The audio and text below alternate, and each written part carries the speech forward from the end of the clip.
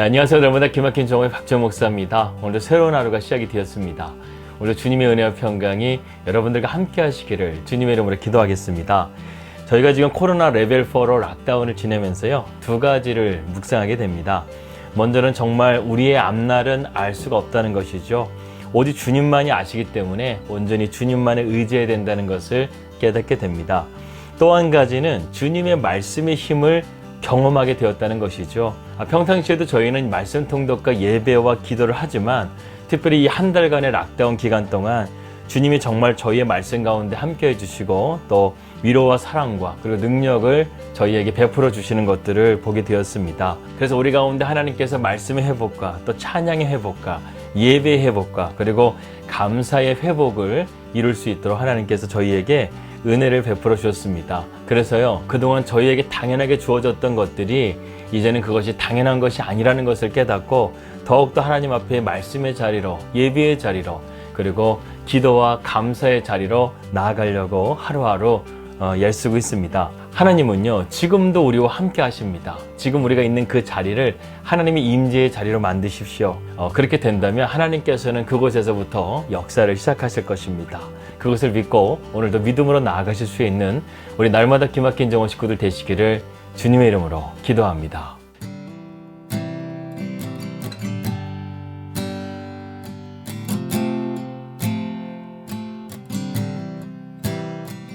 말씀 들어가도록 하겠습니다. 이 빌립보서를 우리는 기쁨의 서신이라고 부르죠.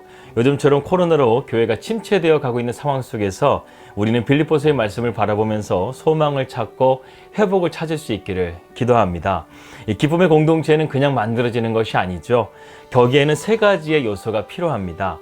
바울의 빌립보서 2장에서 우리에게 교회 공동체가 기쁨의 공동체로 되기 위해서 필요한 신앙의 원리 세 가지를 말씀해 주었습니다.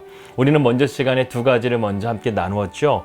첫 번째는 기쁨의 공동체가 되기 위해서는 교회 안에서 원망과 시비가 없어야 된다고 말씀드렸습니다. 이 말씀과 기도 가운데서 큰 은혜를 받은 우리가 그 은혜를 한순간에 날려버릴 수 있는 것이요, 바로 그것이 원망과 시비라는 것입니다. 이 시비와 원망이라는 것은 어디에서부터 오는 것일까요? 나의 열심의 근원이 나로부터 시작될 때 시비와 원망이 시작되는 것입니다. 하지만 그러한 모든 것들이 예수님으로부터 시작될 수 있다고 한다면 이러한 시비와 원망은요, 금방 사라질 거예요. 우리는 지금까지 내가 쌓아 올린 것들을 생각하면서 시시비비를 가를 수가 있습니다. 그것이 옳고 정당할 수도 있어요. 하지만 교회 안에서 이러한 원망과 시시비비가 고개를 두는 순간에요, 하나님께서 우리에게 주신 기쁨을 빼앗기게 된다는 것을 우리는 기억해야 되겠습니다. 그래서 바울은 이러한 원망과 시비가 되었던 대표적인 인물 유오디게와 순두게의 문제를 바르게 해결할 수 있도록 그들에게 권면하면서 기도하고 있는 것을 우리가 볼 수 있습니다. 두 번째, 기쁨의 공동체가 되기 위해서는 흠 잡히지 않는 공동체가 되어야 됩니다. 우리가 명심해야 될 것은요, 하나님은 우리를 교회 안에서뿐만 아니라 교회 밖, 즉 세상 속에서도 하나님의 눈이 우리를 향하고 있다는 것을 우리는 잊지 말아야 돼요. 여러분, 세상이라는 것이 어떤 것입니까? 세상은 어그러지고 거스러지는 세대라고 바울은 말씀하고 있습니다. 오늘날의 시대를 이 포스트 모던 시대라고 부릅니다. 이 포스트 모던 시대의 핵심은요, 모든 절대적인 진리를 부정하는 데 있습니다. 그래서 각자의 소견이 기준이 되고 법이 되는, 마치 사사시대를 사는 것과 같이 우리는 그러한 시대를 살아가고 있다는 것이죠. 모든 것이 상대적이기 때문에 하나님의 자리에 자기 자신을 올려놓게 되는 그런 교만의 죄를 우리는 두려움 없이 범하고 있습니다. 2000년 전이나 지금이나 세상은 변함없이 이러한 죄를 지고 있다는 것이죠. 사람들은 절대적인 진리를 부정합니다. 그리고 자기가 만든 우상을 섬기면서 살아가고 있습니다. 그런데 그럼에도 불구하고 세상 사람들은 이 교회는 다르기를 원한다는 거예요. 그들은 자기들은 그러할지라도 교회와 그리스도인들은 다르기를 기대하고 있습니다. 그래서 교회가 다른 종교들에 비해서 더 주목받고 지탄을 받고 있는지도 모르겠습니다. 어제 우리는 성경의 다니엘서와 에스더의 말씀을 통해서 이 정결함과 순진함에 대해서 함께 나누었습니다.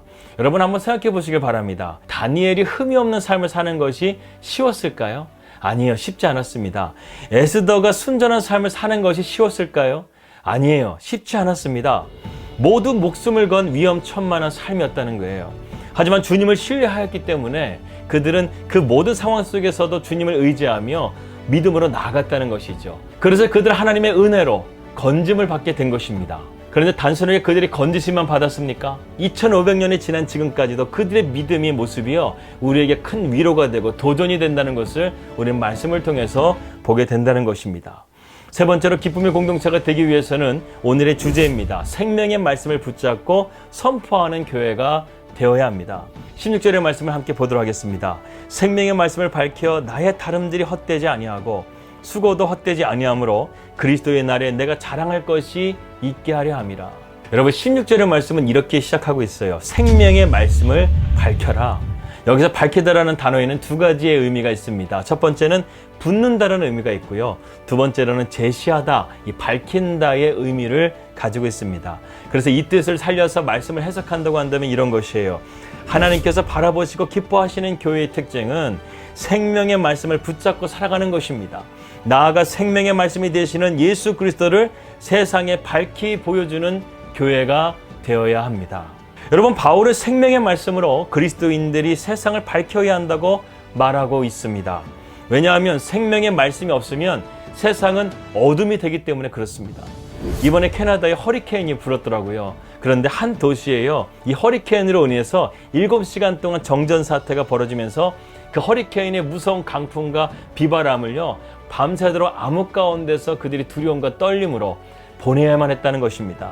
여러분, 영적 세계도 마찬가지입니다. 말씀의 빛, 생명의 말씀이 없다고 한다면 이 세상은요, 죄악의 어둠으로 가득 차게 될 거예요. 요한복음 8장 12절 말씀 보니까 나는 세상의 빛이니 나를 따르는 자는 어둠에 다니지 아니하고 생명의 빛을 얻으리라. 여러분, 예수님은요, 발광체예요. 그분은 스스로 빛이 나실 수 있는 진정한 발광체가 되십니다. 그런데 우리는 어떻다는 것입니까? 우리도 세상에 빛이 되라고 말씀하셨잖아요. 우리는요, 충전 발광체라는 거예요. 마치 태양 발전기처럼요, 태양으로부터 오는 그 에너지를 받지 않고서는요, 우리는 스스로 빛을 낼 수 없는 충전 발광체라는 것입니다. 흥미로운 사실이 있어요. 이단들이나 교주들도요, 이 말씀처럼 자신이 세상의 빛이라고 말해요. 그런데 역풍을 맞게 되면요, 방전되어져서 꺼지는 충전 발광체라는 사실이 드러나게 된다는 것입니다. 물질도 마찬가지죠. 우리가 물질이라는 우상에 사로잡히게 되면 돈이 있으면 빛나고 없으면 꺼지는 그런 연약한 어리석은 인간의 모습을 우리는 볼 수 있다는 것입니다.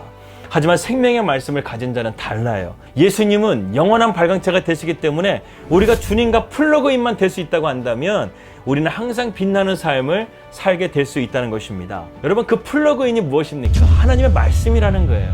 이 생명의 말씀, 이 빛이 되는 말씀에는 두 가지의 의미가 있습니다. 첫 번째는 생명을 살리는 말씀이라는 거예요. 본래 인간은 영적으로 어둠의 존재였습니다. 그리고 영적으로 죽은 존재가 되었다는 것은 성경적인 선언이에요. 베드로전서 1장 23절 말씀 보게 되면 너희가 거듭난 것은 썩어진 것으로 된 것이 아니요 썩지 아니할 씨로 된 것이니 살아있고 항상 있는 하나님의 말씀으로 되었느니라. 하나님의 말씀으로 살아있는 존재가 되었다는 것입니다. 즉, 살아있고 영원한 말씀만이 우리에게 영원한 생명을 줄 수 있다는 것이죠. 두 번째로 생명의 말씀에는요, 우리를 자라나게 하는 힘이 있습니다. 베드로전서 2장 2절 말씀 보니까 갓난아기들 같이 순전하고 신령한 젖을 사모하라. 이는 그로 말미암아 너희 구원에 이르도록 자라게 하려 함이라. 여러분, 갓난아기들에게는 젖이라는 것은 자라게 하는 아주 절대적인 것이죠. 마찬가지로 그리스도인의 삶의 신령한 젖이 되는 말씀은요, 우리를 흠없고 순전하게 해서요, 빛이 되는 삶을 살게 한다는 것입니다. 그래서 우리가 하나님의 말씀을 잘 듣고 순종하면 하나님이 기뻐하시는 사람이 될 수 있는 것입니다. 이제 본문 16절에서 18절의 말씀을 다시 한번 보도록 하겠습니다. 생명의 말씀을 밝혀 나의 다름질이 헛되지 아니하고 수고도 헛되지 아니하므로 그리스도의 날에 내가 자랑할 것이 있게 하려 함이라. 만일 너희 믿음의 재물과 섬김 위에 내가 나를 전제로 드릴지라도 나는 기뻐하고 너희 무리와 함께 기뻐하리니 이와 같이 너희도 기뻐하고 나와 함께 기뻐하라. 이 바울의 빌립보 교회 성도들이 로마가 주는 화려함을 붙들지 말고 하나님의 말씀을 붙들고 로마의 가치관을 드러내기보다 하나님의 말씀을 밝히 드러내는 삶을 살아서 자신이 하나님 앞에 서게 되는 날 너희들 빌립보 교회 성도들을 자랑할 수 있게 해달라고 부탁하고 있습니다. 만약 그렇게 될 수 있다고 한다면 자신이 전제처럼 다 부어진다 할지라도 좋다고 말하고 있는 거예요. 여러분, 여기서 전제 또는 관제는요, 제사장이 짐승을 태워서 제사를 드릴 때 거기에다가 포도주를 부어서 향기가 나게 하는 제사법을 말하는 것입니다. 바울은 자신의 순교의 피가 그렇게 된다 할지라도 나는 너희들이 그렇게 될 수만 있다고 한다면 기꺼이 나 자신을 그렇게 부어드릴 수 있다라고 지금 고백하고 있는 것이죠. 바울은 그리고 18절에서 이렇게 고백합니다. 이와 같이 너희도 기뻐하고 나와 함께 기뻐하라. 여러분, 지금 바울이요, 감옥에 있는 상황이에요. 자신이 언제 죽을지 모르는 소망 없는 삶이에요. 그런데요, 지금 그에게는 그것이 중요한 게 아니에요. 지금 빌립보 교회 성도들이 하나님의 말씀 안에서 기쁨의 공동체가 되는 것이 자신의 기쁨이 된다라고 말하고 있는 거예요. 그만큼 교회를 사랑하고 예수 그리스도를 사랑했던 이 바울의 모습을 우리는 보고 있는 것입니다. 여러분, 오늘 말씀과 같이 우리가 이렇게 기쁨의 공동체가 되기 위해서는 첫 번째로 무엇입니까? 교회 안에서 시비와 원망이 없어야 되고, 두 번째로는 우리가 거룩한 삶으로 나아가야 되고, 그리고 세 번째로는 우리가 생명의 말씀을 밝힘을 통해서 세상의 빛과 같은 존재가 되어질 때, 교회는 이 땅 가운데 소망이 되어지고 세상 가운데 빛으로 나아갈 수 있는 생명을 살리는 교회가 될 줄을 믿습니다. 기도하겠습니다. 하나님 아버지, 감사합니다. 오늘 우리가 바울의 말씀을 통해서 기쁨의 공동체가 되기 위해서는 우리가 하나님의 살아계신 말씀을 붙들어야 된다는 것을 다시 한번 깨닫게 됩니다. 이 어렵고 힘든 시간 가운데서도 우리가 생명의 말씀을 붙듦을 통해서 우리의 삶이 하나님의 빛의 자녀로서 나아갈 수 있도록 우리의 삶을 주님께서 은총을 내려 주시옵소서. 예수님의 이름으로 기도하였습니다. 아멘. 우리에게 생명의 말씀, 예수 그리스도의 복음을 주신 하나님께 오늘도 감사하면서요, 믿음으로 승리하시는 우리 날마다 기막힌 정오 식구들 되시기를 주님의 이름으로 기도합니다. 평안한 하루 되시고요. 저는 내일 뵙도록 하겠습니다. 우리 믿음으로 승리합시다. 할렐루야.